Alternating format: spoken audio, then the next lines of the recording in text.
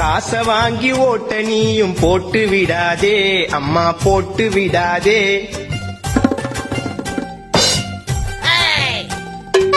ஓட்டு கோழி பிரியாணிக்காக கூட்டம் போகாதே அப்பா கூட்டம் போகாதே.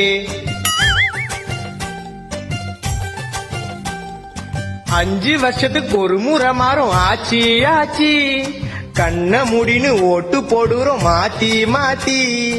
அம்மா வச்ச குழம்பு காரம் காரம், இப்படி இருந்தா நாடு எங்கப்பா மாறும்.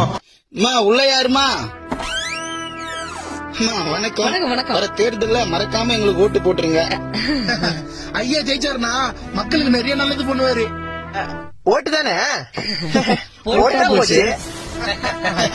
ஐயா 18 வயசுக்கு மேல உள்ளவங்க உங்க குடும்பத்துல எத்தனை பேரு? ஏன் ஆபாசமா ஏதாவது காமிக்க போறீங்களா? நாங்க 3 பேர் தான். அது கொடுப்பா. ஒரு ஓட்டுக்கு 5000 தரோம். இதுல மொத்தம் 15000 இருக்கு. மறக்காம எங்களுக்கு ஓட்டு போட்டுருங்க. இது ஓட்டுக்கு காசா? எத்தனை போய் மவன வீட்டுல எண்ணெய் இல்ல, அரிசி இல்ல, பருப்பு இல்ல, செருப்பு இல்ல, அது திணியாச்சுக்கோ. சொல்றத கையில இப்ப வர பணத்தை யாவுன்னா குடும்பத்துல கஷ்டமா இருக்குதுப்பா. கஷ்டமா இருக்குதா? கொடுங்க. கண்டிப்பா எங்க 3 பேரோட ஓட்டு உங்களுக்கு தான். நன்றியா. வட்டமா வாங்க போலாம். டேய், ஓட்டுக்கு காசு வாங்க மாட்டேன் சொல்லி பாட்டெல்லாம் பாடிட்டு இப்படி நீ அசிமா காசு வாங்கிட்டியடா? எதுக்குடா வாங்கின? அப்பா வீட்டுல கஷ்டம்னாரு, அதுக்கப்புறம் தான் எனக்கு ஒண்ணு புரிஞ்சுது. என்னன்னு?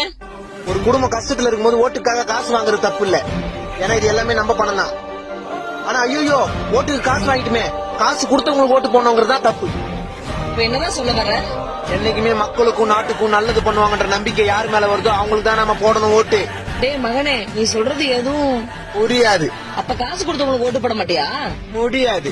எலெக்ஷன்ல யார் தான் ஜெயிப்பா? தெரியாது. டேய், அப்ப வந்து போனவங்களுக்கு நெஞ்சார்ந்த நன்றிகள்.